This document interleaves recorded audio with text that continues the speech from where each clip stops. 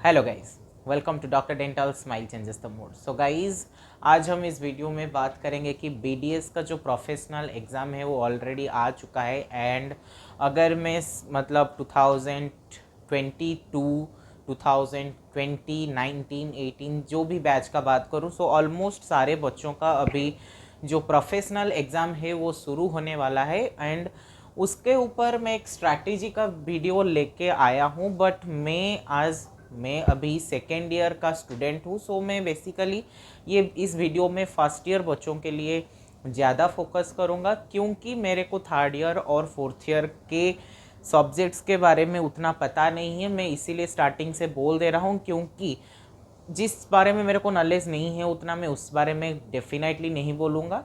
लेकिन जिस टॉपिक यानी कि फर्स्ट ईयर के लिए मेरे को 100% नॉलेज है, मतलब एग्ज़ाम के बारे में कैसे करने से क्या करने से सही रहेगा, सो उसके ऊपर हम आज डिस्कस करेंगे। लेकिन ये वीडियो ऑलमोस्ट सारे बच्चों के लिए, यानी कि चाहे वो फर्स्ट ईयर हो, सेकेंड ईयर हो, थर्ड ईयर, फोर्थ ईयर, सारे बच्चों के लिए इम्पोर्टेंट है। एंड सिर्फ आपका एग्ज़ाम है इसीलिए आप ये वीडियो देखेंगे, ऐसा कुछ नहीं, ये आगे भी आपको हेल्प करने वाला है। और बीडीएस फर्स्ट ईयर बच्चों के लिए ज़्यादा इम्पोर्टेंट होने वाला है, क्योंकि उनका जो प्रोफेशनल लाइफ यानी कि कॉलेज लाइफ जो है, ये फर्स्ट टाइम के लिए ये कॉलेज में एग्ज़ाम देने वाले हैं। और आपका फर्स्ट टाइम के लिए आप एक प्रोफेशनल एग्ज़ाम दे रहे हैं। आप कोई सेमिस्टर एग्ज़ाम भी नहीं दे रहे, कोई फाइनल एग्ज़ाम नहीं दे रहे, आप एक प्रोफेशनल एग्ज़ाम का सामना करने जा रहे हैं। सो आज हम इस वीडियो में आपको क्या करना चाहिए और क्या नहीं करना चाहिए, क्यों करना चाहिए, कैसे करना चाहिए और कब करना चाहिए, ये सब टॉपिक को हम डिस्कस करेंगे सारे सब्जेक्ट्स का, ताकि आपका जो एग्ज़ाम हो एकदम स्मूथली जाएगा, एकदम अच्छे से जाएगा। So guys, watch this video till last and don't forget to like, share and subscribe the channel, and also click on the bell icon to get the notifications fast.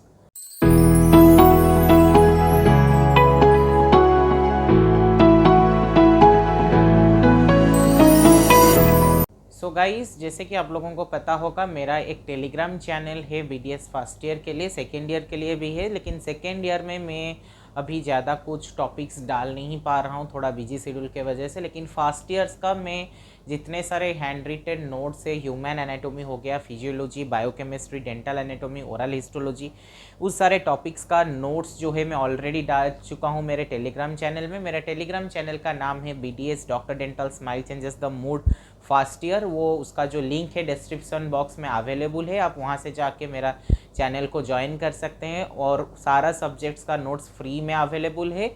And simultaneously अभी मैं BDS first year का जो professional exam के लिए मैं वहाँ पे जो मॉडल टेस्ट पेपर है वो भी डाल रहा हूँ, जो कि मेरा कॉलेज का खुद का लास्ट 10 ईयर्स का क्वेश्चन पेपर्स कुछ है। एंड साइमल्टेनियसली मैं कुछ इंपॉर्टेंट क्वेश्चंस जो हमारे प्रोफेसर्स हमको बोले थे कि वो एमडीएस पॉइंट ऑफ व्यू से भी इम्पोर्टेंट था, एंड साइमल्टेनियसली वो हमारे लॉन्ग क्वेश्चन हो गया, शॉर्ट नोट्स, उन सारे रिलेटेड भी बहुत सारा क्वेश्चंस मैं डाल रहा हूँ। ऑलमोस्ट आपका एग्ज़ाम के पहले, यानी कि अगर आपका एग्ज़ाम आज से भी 15 दिन के बाद या फिर 30 डेज़ के बाद भी शुरू हो रहा है, देन आपका almost 40 long questions from each subject like human anatomy and dental anatomy and oral histology से, and almost 100 short notes, yes 100 short notes and 100 fill in the blanks, जो कि एमडीएस में पूछा गया क्वेश्चन है, वो आपको मिल जाएगा। वो सब में डेंटल पॉल्स हो गया, और हमारा जो टेक्स्ट बुक जैसे ऑर्बन्स हो गया, व्हीलर्स, बीडी चौरासिया, सेम्बुलिंगम और जम्बलकर, ये सब बुक से मैं फॉलो करके उसको डाला हूँ। वो बहुत ही इंपॉर्टेंट क्वेश्चन है, आप उसको भी वहाँ से डाउनलोड कर सकते हैं। एंड ऑलमोस्ट और 15 to 20 डेज़ के अंदर वो सारा सब्जेक्ट्स का जो 10 मॉडल टेस्ट पेपर है वो सब कुछ अवेलेबल हो जाएगा। मतलब ये सारा कंटेंट जो है एकदम फ्री में मेरे चैनल में अपलोड ऑलरेडी हो चुका है। सारे हैंड रिटेन नोट्स ऑलरेडी है मेरे, जितने सारे important notes, important questions already मैं वो टेलीग्राम चैनल में अपलोड कर चुका हूँ। आप वहाँ से जाके उसको फ्री में डाउनलोड कर सकते हैं। वीडियो थोड़ा सा लेंदी होने वाला है, ऑलमोस्ट मेरा सारे वीडियो लेंदी ही है, बट सारा वीडियोस बहुत इंपॉर्टेंट टॉपिक्स है। आप डेफिनेटली उसको देखिए, लास्ट तक देखिए, और अपने जितने सारे बैचमेट्स हो गए और दोस्त लोगों के साथ शेयर कीजिए, ज़रूर ये आपको एक हेल्प देने वाला है। मैं इस वीडियो में 2-3 चीज़ इंपॉर्टेंट बताऊंगा, साइमल्टेनियसली क्या करना चाहिए क्या नहीं करना चाहिए उसके बारे में भी हम डिस्कस करेंगे। जैसे कि अगर लाइक सारे चैनल में ऐसा होता है ना कि आप देखेंगे, मैं किसी का बुराई नहीं कर रहा हूँ, लेकिन हर चैनल में अगर आप ढूंढेंगे वीडियोस देन वहाँ पे बताया जाता है कैसे आप टॉप करेंगे, कैसे आप बहुत एक रैंकर होंगे, आप कैसे कि आप एक रैंक लाएंगे। बट एक चीज़ मेडिकल प्रोफेशन में जो इम्पोर्टेंट है वो ये है कि आप कैसे यहाँ पे सरवाइव करेंगे, आप इस कॉलेज से कैसे सरवाइव करके आगे निकलेंगे और आगे का कैरियर आपका क्या होने वाला है, ये सबसे इम्पोर्टेंट चीज़ है। सबसे पहले अगर आप बहुत अच्छे भी पढ़ते हैं या फिर कम लाइक नॉर्मल स्टैंडर्ड के है, मीडियम स्टैंडर्ड का है, या फिर बिल्कुल भी पढ़ाई नहीं करते हैं, जो भी है आपके दिमाग में एक चीज़ जो पहला आना चाहिए कि आप इस एग्ज़ाम को पास करना है। क्लास का टॉपर बनना जो भी है या कुछ लाइक एक्स्ट्रा ऑर्डिनरी थिंग जो है वो अलग सा चीज़ है। बट सबसे जो इम्पोर्टेंट चीज़ है मेडिकल प्रोफेशन में या फिर मेडिकल रिलेटेड हेल्थ रिलेटेड जितने सारे प्रोफेशन, उसमें फर्स्ट इम्पोर्टेंट चीज़ जो है वो है कि आपको यहाँ से कैसे पास करना है। एंड सेकेंड चीज़ जो आपके दिमाग में होना चाहिए वो है कि आप कैसे काम सीखेंगे। उस हिसाब से अगर मैं बात करूँ तो सबसे पहले मैं एक अच्छे बच्चों का अगर बात करूं तो वो तो हर दिन 1-2 घंटा पढ़े ही होंगे। एंड अभी उनका जो सिलेबस है ऑलमोस्ट ख़त्म हो चुका होगा और अभी उनका लास्ट टाइम रिवीजन चल रहा होगा।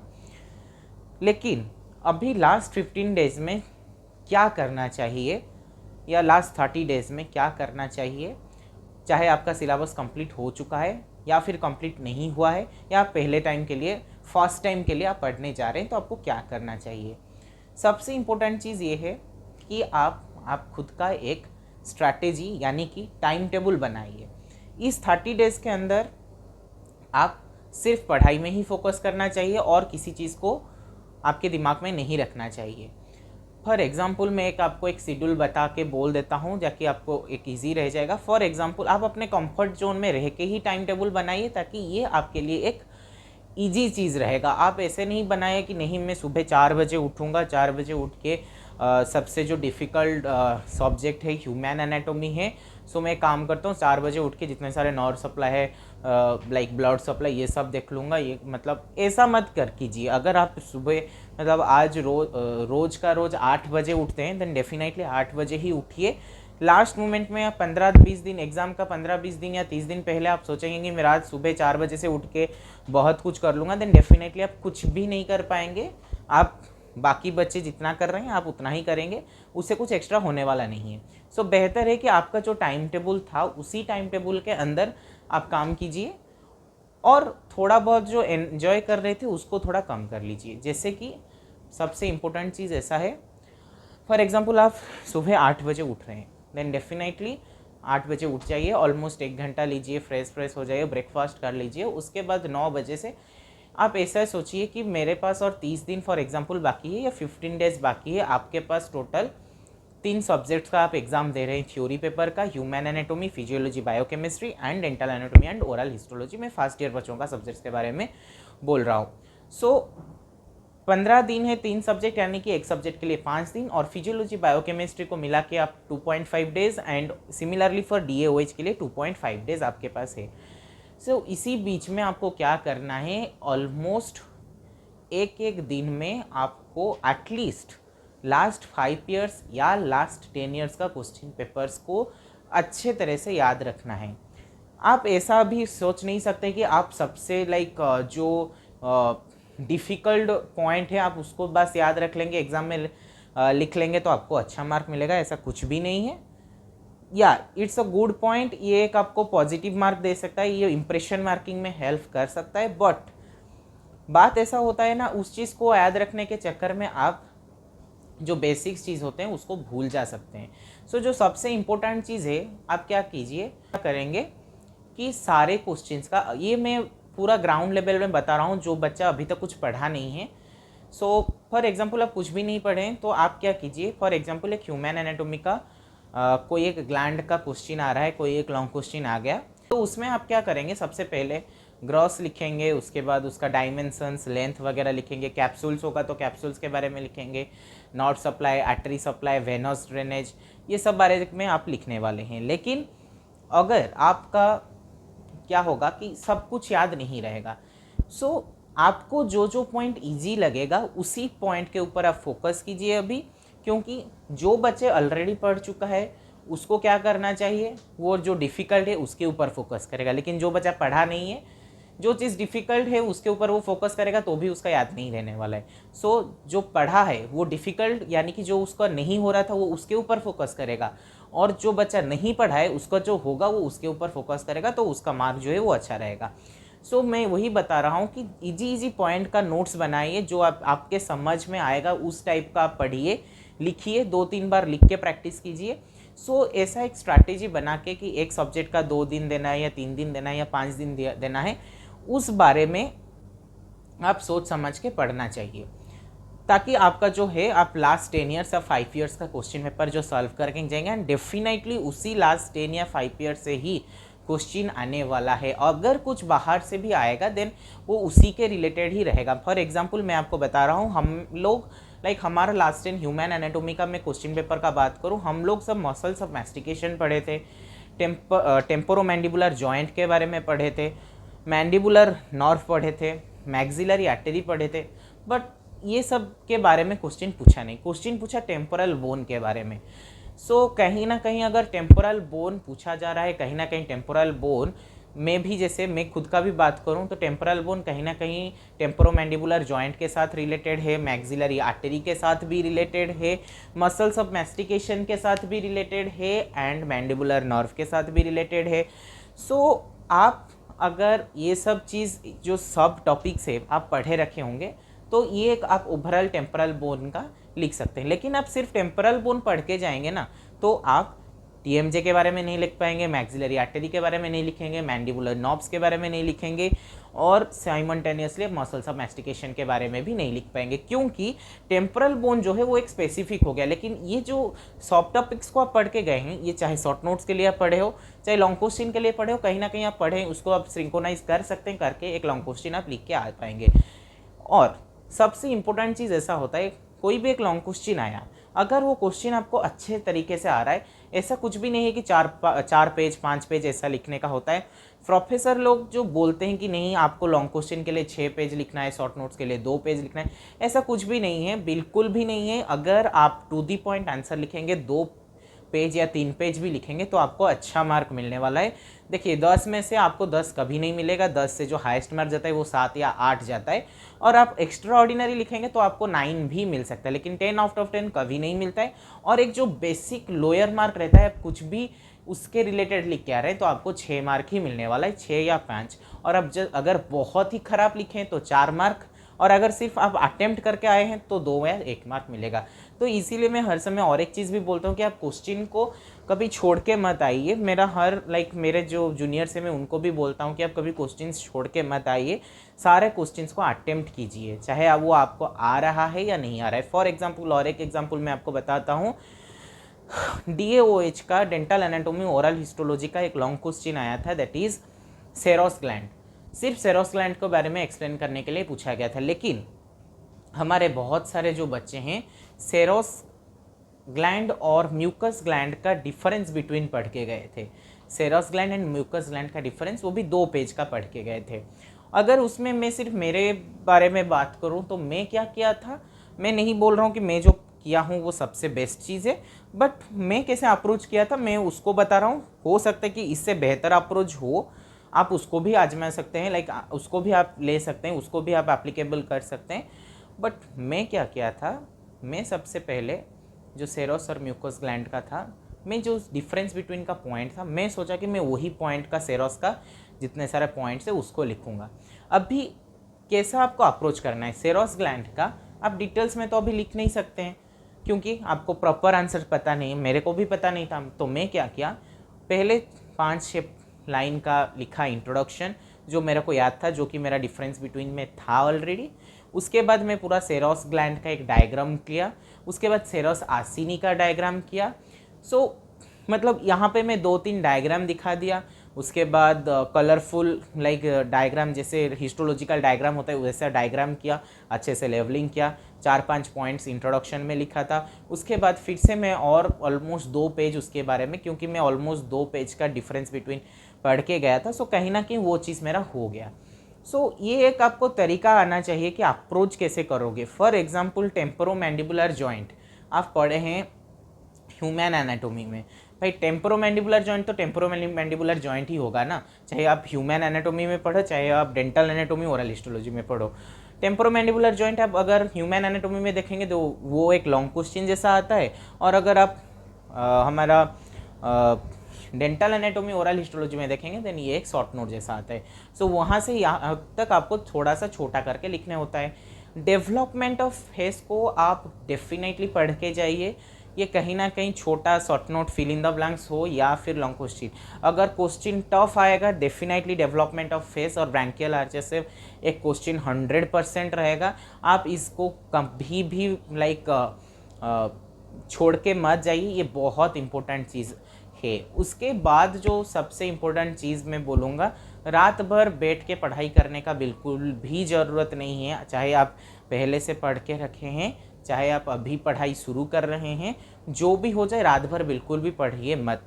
मैक्स टू मैक्स रात 1 बजे तक पढ़िए, उसके बाद आराम से सो जाइए, सुबह 8 बजे से फिर से उठिए, 9 बजे से फिर से पढ़ाई शुरू कीजिए। एक हेल्दी लाइफ, ये जो 15 और 15 to 30 डेज़ या फिर उसके बाद जितना पीरियड आपका एग्ज़ाम जाएगा, यानी कि फॉर एग्जांपल आप 15 to 20 डेज़ का एग्ज़ाम होगा एंड उसके पहले का जो 15 to 30 डेज़ है ये एक बहुत इम्पोर्टेंट रोल प्ले करने जा रहा है।